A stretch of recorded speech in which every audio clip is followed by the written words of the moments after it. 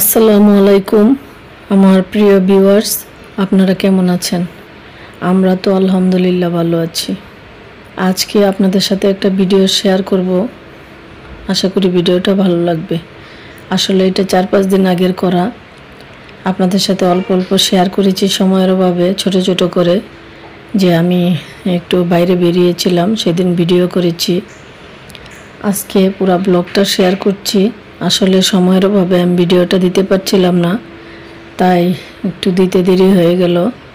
তো যাই হোক, আমি বাইরে বেরিয়েছিলাম তখন দেখলাম যে অনেক মেয়েরা ছেলেরা মিলে দেয়ালগুলোতে সুন্দর করে ছবি আঁকছে, যার যার মতো করে।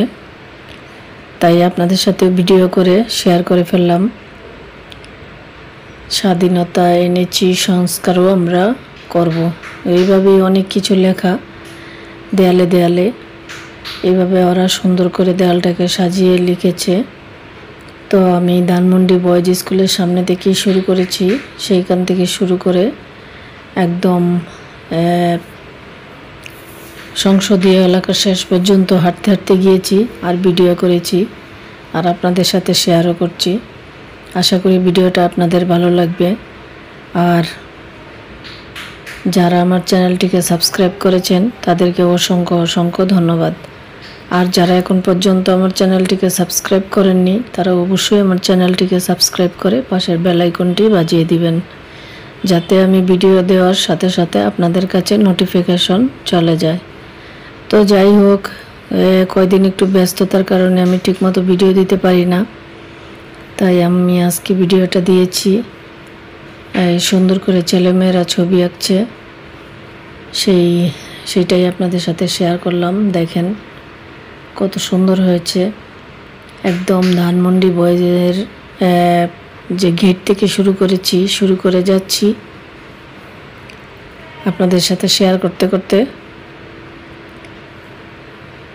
দেখতেই পাচ্ছেন কত সুন্দর করে ছবি এঁকেছে, যার যার মতো করে যে যা পারে তাই এঁকেছে,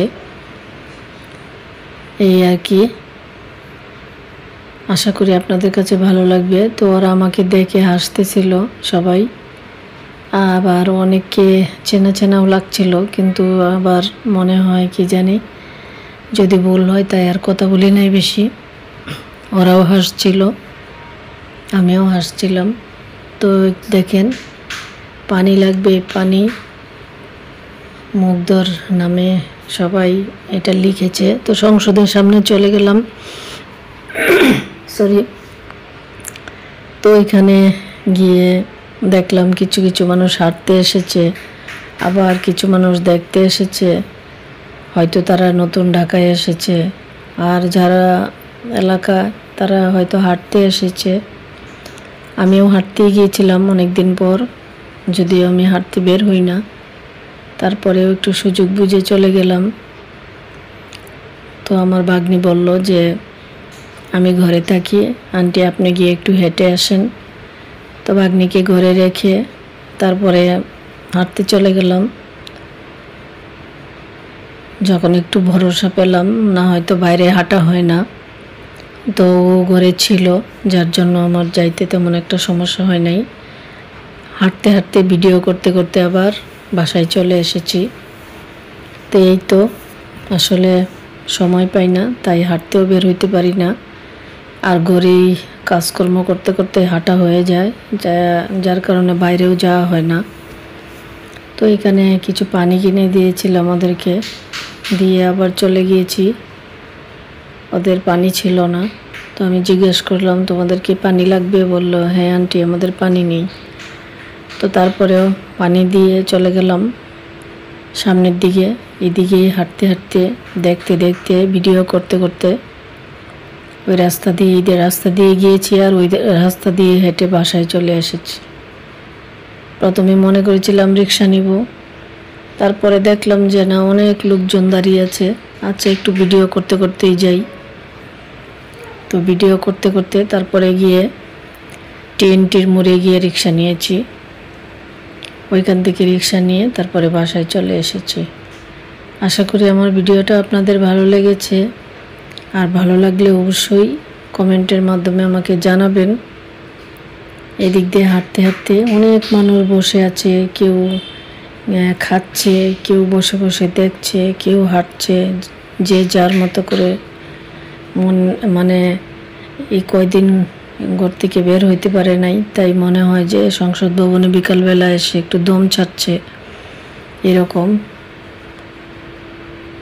খোলা হাওয়ায়, মুক্ত বাতাসে বিকালবেলা এই জায়গাটার মধ্যে অনেক ভিড় হয়। আমি যদিও তেমন একটা যাই না, কিন্তু যখন রাস্তা দিয়ে যাই কোনো কারণে, তখন দেখা যায় যে অনেক লোকজনের ভিড়। আমার সাধারণত বাসার কাছে হলেও তেমন একটা যাওয়া হয় না। তো এই পর্যন্ত হাঁটতে হাঁটতে চলে এসেছি টিএনটির মোড় পর্যন্ত। তারপরে রাস্তা পার হয়েই আমি বাসায় চলে আসব। এতক্ষণ আমার সঙ্গে থাকার জন্য ধন্যবাদ। আবারও কথা হবে নতুন কোনো ভিডিও নিয়ে। আজকের মতো এখানেই শেষ করলাম।